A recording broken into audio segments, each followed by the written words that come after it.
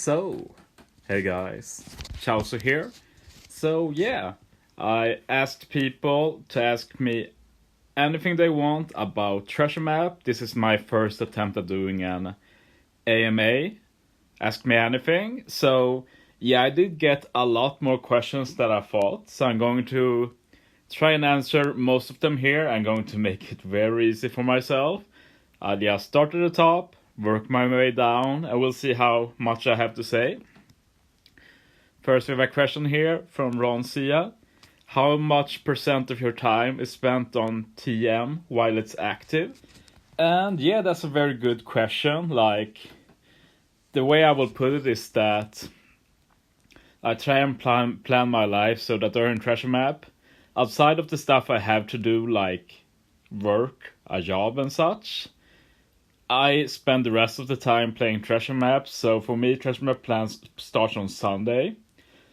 At Sunday at 5 a.m. for me, I plan to go up at 5 a.m. when it starts, and then I play Treasure Map until like 10 p.m. I guess, and I won't really be taking any breaks. I'll maybe take a dinner break. I'll usually do that, but other than that, I'll just keep going. And how I know there are questions about how. So I'll get to that later, but yeah, that's how much time I spend on TM. Where it's active, like, every waking moment when I'm not doing actual work. So for the upcoming Treasure Map, I'm going to be working on the Monday and the Wednesday, so I'll have 2 days of basically non-stop farm, and the other 2, I'll play a bit before work, during my break, and after work, and that's it. Okay. Here's a question from Fabian Hess, who I know has been following me for quite some time now. It's appreciated. And he asked me, how do you manage to grind out 1 billion Treasure Map points? Like, I always rank top 20 to 20% with around 20 plus million. But then I check top 100 and you have 2.5 billion points. I usually max out 40-50 levels because I just can't manage to motivate myself to do any more. Okay, so I know many people think about me in the past. I've been clear about this. My performances in Treasure Map going forward won't be as impressive, quotation marks. Like, if all you care about ranking, I won't be ranking nearly as high anymore due to real life commitments. Like, I have a basically full-time job now. It's not a job where you can take a day off to play Treasure Map if I want. No, I have to work when I have work. So I just have to accept that. And yeah, I just play the way I did before because I have had a lot more free schedule. But the question is how, and the question is, you get as high boosters as you can. As you know, I like pulling for Treasure Map boosters, not just for Treasure Map, mind you. I don't think you should really pull much for Treasure Map boosters if you don't care about them after Treasure Map. Like, I like to use them, their support. I like to make videos showcasing Treasure Map boosters. It's just fun to have more toys.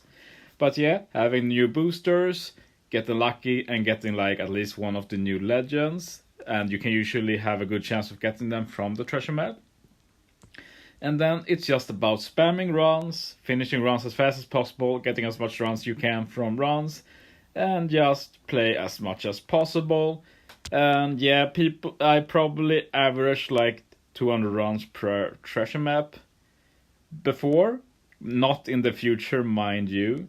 I think last Treasure Map I was I ended up doing quite a bit though, 150 nav, a bit more. But yeah, for the future I'll probably settle for around 100 navs, I think. As for motivation, that's a personal problem, I'd say. The motivation is getting more resources, limit break mats in particular. So the way I usually do that is that at the end of each day playing Treasure Map, I'll use a lot of the limit breaker materials I get to expand units with limit break expansions and such. So that's a nice motivation boost for me personally. Moving on. How to farm potions efficiently. And what is your suggestion from limit breaking characters in terms of priority, given the limited nature of limit break potion? And yeah, it's pretty clear that this is a question from a more new OPTC player, because if you're a older player or a veteran, someone that plays treasure map regularly, you do not like limit break potions. My advice is for you in the beginning, only limit break what you absolutely have to, as well as the new units and free to play units and such. You should try and keep up with new stuff and do old stuff as you can and need. As for limit break potions, just play treasure map, try and go up in leagues, try and get all the point rewards you can at least, and you will naturally start getting limit break potions. I'm honestly a bit confused about the new treasure map on JP, because it seems like they get a lot less potions, which is good for us older players, but I'm a bit confused how that will work out for newer players. But yeah, it's hard to say without really experiencing it for yourself, but I'd say long-term, limit break potions is not a big worry. Just make sure you play treasure map. Not playing OPTC, but not really playing treasure map doesn't really work out, sadly. So, yeah. What improvements would you like to see in treasure map? I assume that the changes in JP don't address everything you want, and maybe there are even steps back in your eyes. Like this was posted before I made my video about the new buffs on JP. I checked them out if you don't know about them, but JP is really getting some nice buffs on treasure map, and I was happy with how treasure map was before as well. The big buff I will want is for bonus map to be more common. I'd like it to be like every third run or something. They made it like every fifth run on JP now. Not a fan of that. Make it more common, make it feel better to take the shortcut in the future. That's probably the biggest buff I'd want to treasure map personally. What do you think of the direction of the game is going currently? And the cycle that new legend drops like every other week? You kind of need to pull it from every Sugo to keep up with the content, like treasure map boosters, the OP PvP units, Kisuna legends, going to parity lines and ranking. It feels too fast. So this is not really about treasure map, but I can elaborate a bit. As for treasure map boosters, I've said it many times, I'd wish they were permanent, like Kisuna. The way treasure map booster works is pretty rough, honestly. But we've had a few permanent treasure map boosters now, like the Germa 56 batch that is coming to Global next month. I'm honestly not sure about the current JPTM. You'd think they'd be permanent, but I've heard they aren't, which is weird, very weird. But otherwise, for content cycle, I think it's fine. I'd wish that we'd had 1 week per month where we did something unique, like a Blitz 1 month, another special event the next month. But otherwise, like 1 week for Arena, 1 week Arena point event, 1 week for Treasure Map, 1 week for Kisuna. That's fine with me. Just do something fun with the 4th week. As for pulling on every banner, I disagree there, as someone who skips a lot of banners. Like, you just need to pull on PvP banners like once every now and then. Like, I'd wait until we get more legends.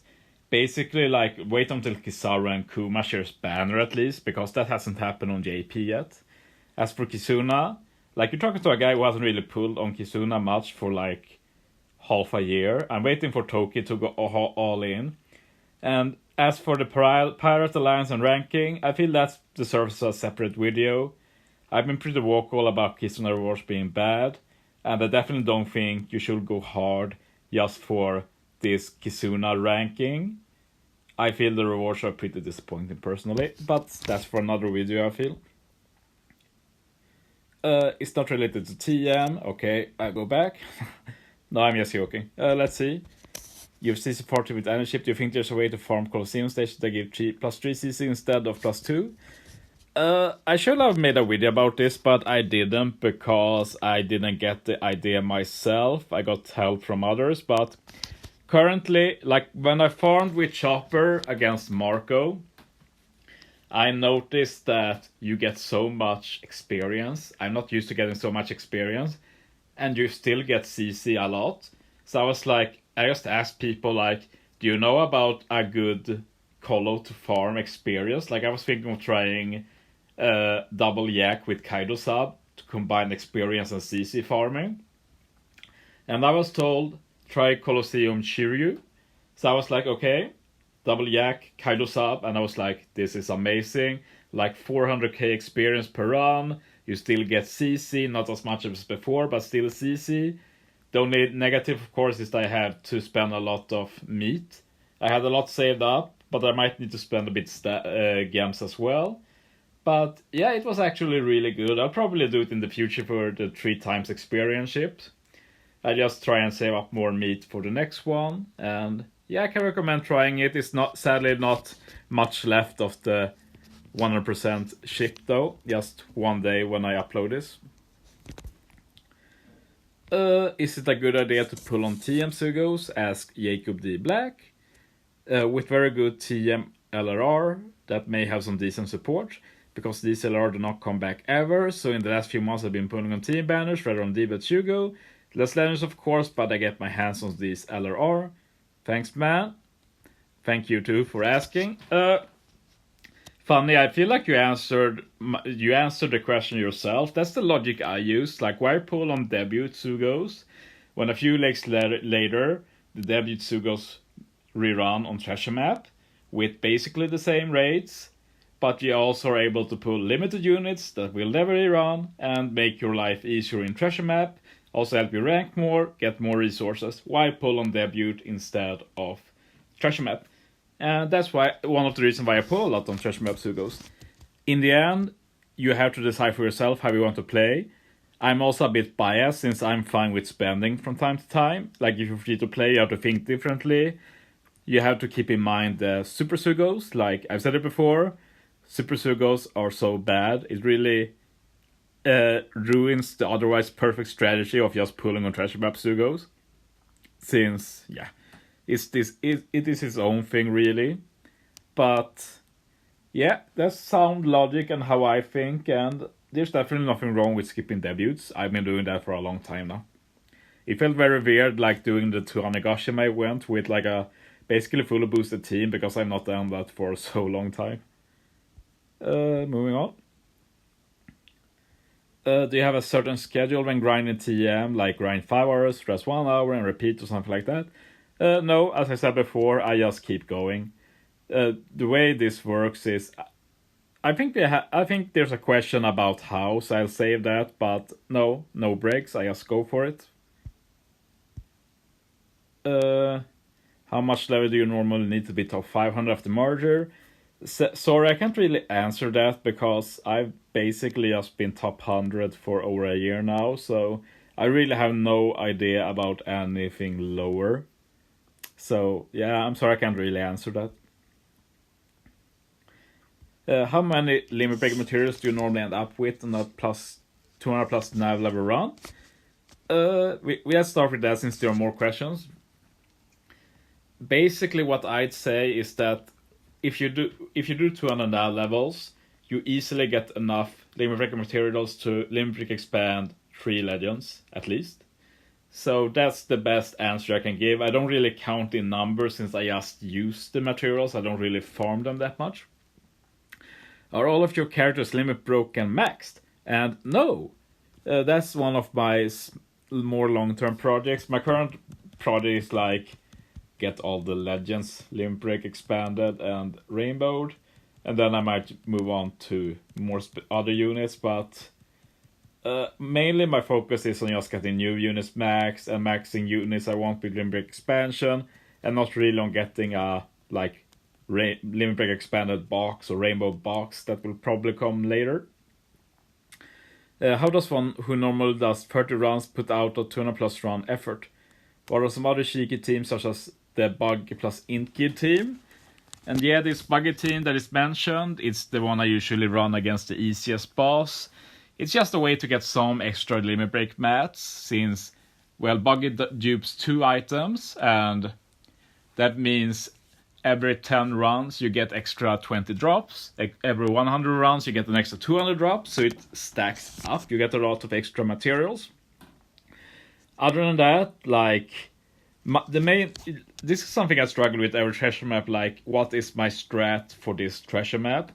And I think that the only answer I really have is that when I get to final stage, I don't want to have to do a lot of things. Like, optimally one special. That's pretty unrealistic. So usually I think if I can get away with using 2 specials for a long time, that's a big W. If I can, and then just have some extra subs, so if I need more damage later, I just use 1 more unit, and so on. Another strat is to have some team that you can just wave clear every stage with like super type special and like treasure map Sora and such. But like to be able to last for a long time, the best strategy I can say is auto battle. Really take a break during auto battle. You have to like build the skill to like shut your brain off, but it like automatically turns on when you enter the boss stage. So yeah, I know many struggle with this. I know people who auto battle and like they just get to the boss stage, attack, and like lose a round or have to gam because they attacked an auto battle against boss. But yeah, that very rarely happens to me personally. Moving on. Will there be a refill of 100% stamina now after level up like we used to have? Or can we use meats? Or worse, we have to spend games on TM now for stamina? That's what I've been doing all the time. I spend games on stamina. That's a personal preference. That's what I've decided to do. Works for me. I know others do level up during treasure map. That's a pretty solid strat too. Just means you do less treasure map runs. And that strat still works. So nothing has really changed for treasure map in that way, but you cannot use meats to refill treasure map stam. So that's the fact, but level up still recover it, and you can use again.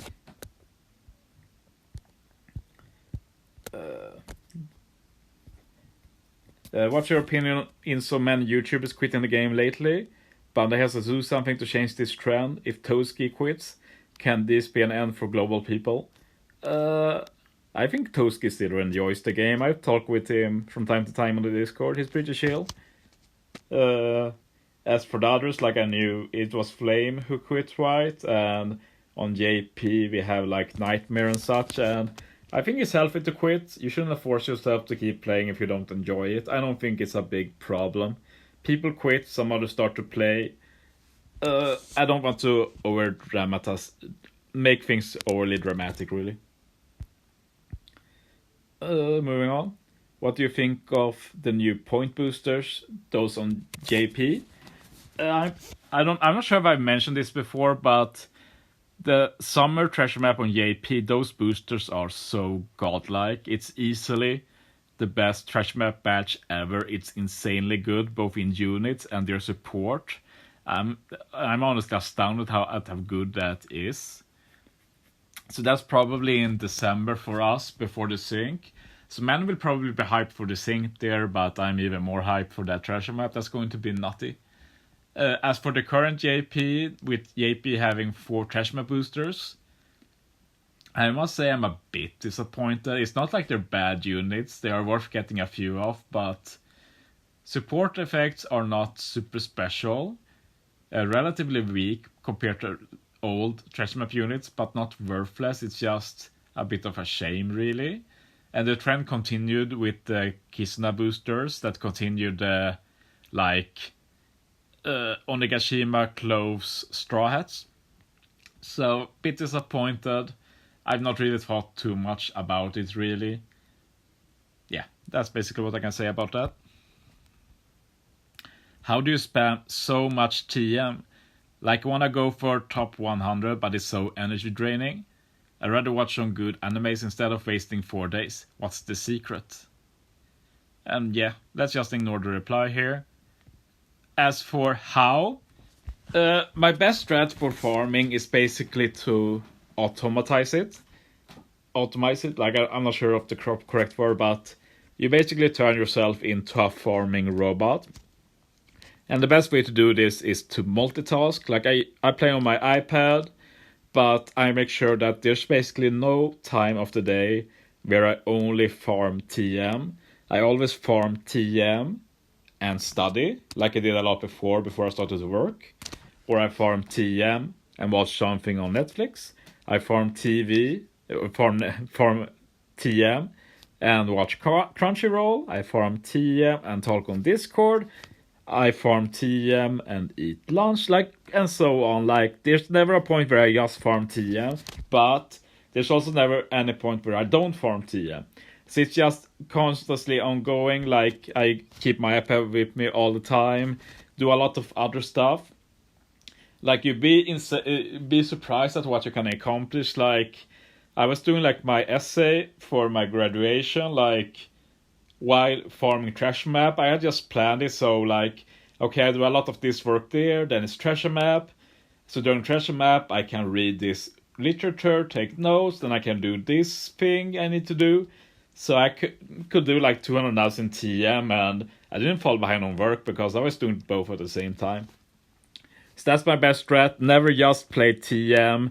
Learn to do other things at the same time, and eventually you just do stuff without thinking. That's my best strat with farming. And this guy is asking if the game is ending soon, and I'll just say ask Bandai. I don't think it's ending soon, since why will they put in the effort of syncing versions? Why will Korea merge with global instead of just being shut down if they plan to shut down the games? Yeah, don't seem likely, and OPTC JP in particular still makes a lot of money. Team is a sure idea to improve. I already went over that. I disagree. Well, it may be a chore, but the rewards are worth it. What is an AMA? Ask me anything. And yeah, I went through it. This was a lot of fun, actually. I'll do it again in the future. Feel free to give suggestions for topics. And with that, I'll say thanks for watching, guys. See you next time.